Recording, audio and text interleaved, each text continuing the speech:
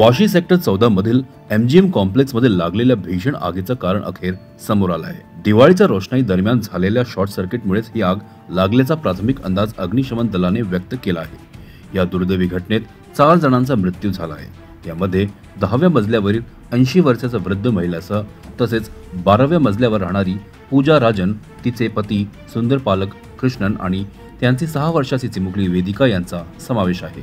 आग रहेजा रेसिडेन्सी इमारतीच्या 10व्या मजल्यावर मध्यरात्री 12:30 वाजता लागली। सुसाट वाऱ्यामुळे आग 11व्या आणि 12व्या मजल्यापर्यंत वेगाने पसरली।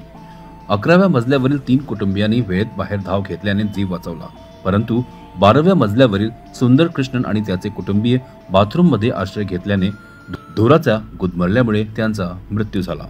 आग तब्बल 3 तासाहून अधिक काळ धगधगत राहिली। अग्निशमन दलाने घटनास्थळी शर्थीचे प्रयत्न करत आग नियंत्रणात आणली। नवी मुंबई महानगरपालिकेचे आयुक्त कैलास शिंदे यांनी रात्री उशिरा घटनास्थळी भेट देत परिस्थितीचा आढावा घेतला। प्राथमिक तपासात इमारतीत व्हेंटिलेशनच्या अभावामुळे गुदमरून मृत्यू झाल्याचे स्पष्ट झाले आहे। त्यामुळे शहरातील सर्व उंच इमारतीच्या व्हेंटिलेशन आणि सुरक्षा ऑडिटची तात्काळ तपासणी करण्याचे निर्देश आयुक्तांनी दिले आहेत। या घटनेत सुमारे 10 जण जखमी असून त्यांच्यावर उपचार सुरू आहेत। पोलिसांनी दिलेल्या माहितीनुसार सर्वांची प्रकृती सध्या स्थिर आहे। दुर्दैवी घटना आहे। ज्यावेळेस आपण पाहतो तर मी आता स्वतः ज्या 10व्या मजल्यावर बी विंग मध्ये जिथे आग लागली होती तिथे जाऊन आलो। तिथे लक्षात येतं की एक वृद्ध महिला होती, बाकीचे तर त्यांच्या घरातले 5 मेंबर जे आहेत ते सगळे बाहेर आलेले होते आणि जी वृद्ध महिला होती बेड रिडन होती, ती मात्र त्याच्यावरच राहिल्यामुळे तिचा एक मृत्यू तिथे झाल्याचा आहे। आणि त्याच्या व्यतिरिक्त जर आपण बघितलं तर 12व्या मजला जो कारण 12व्याच मजल्याची इमारत आहे, 13व्या मजल्यावर तर टेरेस आहे। 12व्या मजल्यावर पण 3 फ्लॅट आहेत, त्याच्यातले पूर्ण 2 फ्लॅटमधली व्यक्ती बाहेर आलेल्या आहेत। एका फ्लॅटमध्ये 3 व्यक्ती आहेत, ह्या बाहेर आलेल्या नाहीत। आणि त्याचं एक जे कारण दिसतंय की सध्या ज्यावेळेस आमच्या फायरच्या टीमने बघितलं तर ते जे एक माणूस आणि एक महिला आणि एक मुलगी असे 3 जण होते, तर तो बाथरूममध्ये होते। बाथरूममध्ये क्लॉज झाल्यामुळे आणि बाथरूममध्ये तसंच ऑक्सिजनचं प्रमाण नंतर बाहेर धुरामुळे त्यामुळे तोही कमी झालेला असेल आणि त्याच्यामुळे ते बाहेर आले नाहीत। परंतु फायरनी ज्यावेळेस रेस्क्यू केलं तर बाय द टाईम दे वर अनकॉन्शियस आणि अनकॉन्शियस असतानाच आपण हॉस्पिटलला नेला। त्यांचं त्याच्यात दुर्दैवी मृत्यू झाल्याचं त्यांना घोषित झालं।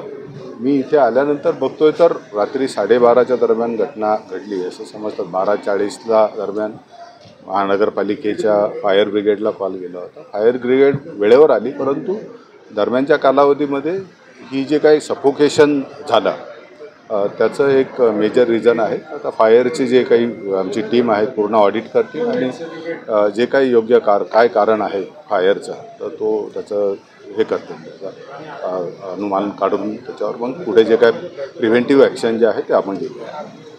तो आता हे आपण ज्यावेळेस आपले रस्त्यावर ज्यावेळेस दोन्ही बाजूनी गाड्या पार्क होतात त्यावेळेस आपण हे जे रस्त्यावरचे पार्किंग कमी करण्यासाठी आम्ही पोलीस डिपार्टमेंटबरोबर 2दा मीटिंग घेतली आणि त्याच्यावर एक कार्यपद्धती करून एका बाजूला कुठेतरी एक पार्किंग आणि तेही जिथे फायरला कुठे अडथळा येणार आणि अशा पद्धतीनेच पार्किंग अलाव करण्याचं नियमन आपण करतोच आहे।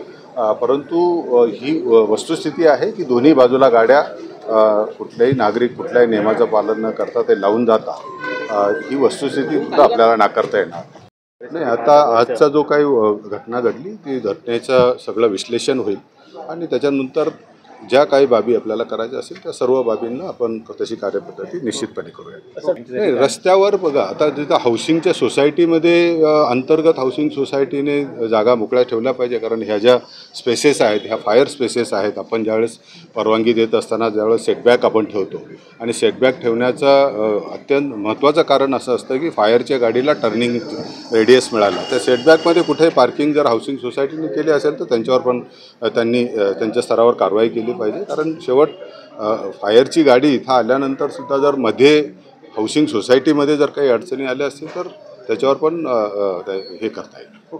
रात्री 12:30च्या दरम्यान या बिल्डिंगमधल्या 10व्या फ्लोअरला अचानक आग लागली आणि त्याची आगीचे प्रमाण 11व्या आणि 12व्या फ्लोअरपर्यंत गेलं.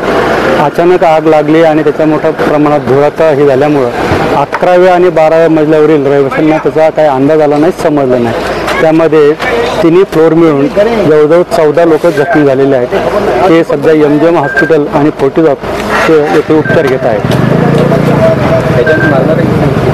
त्याच्यामध्ये आतापर्यंतची मरणाऱ्याची संख्या जी 4 आहे आणि बाकीची सगळी व्यवस्थित आहेत. बाकीच्यांना अद्यापपर्यंत समजलं नाही. अचानक लागलेली आग आहे. नियंत्रण आता रात्रीच नियंत्रण आलेलं आहे, शांतता आहे.